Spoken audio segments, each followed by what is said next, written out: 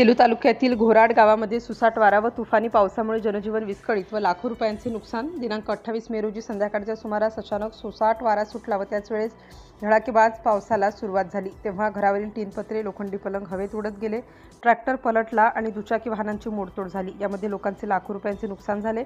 तेव्हा जनतेने प्रशासनाकडून आर्थिक मदत मिळावी म्हणून निवेदन सादर केले आहे। सिटी इंडिया न्यूजसाठी वर्धा जिल्हा प्रतिनिधी अतुल रायलकर।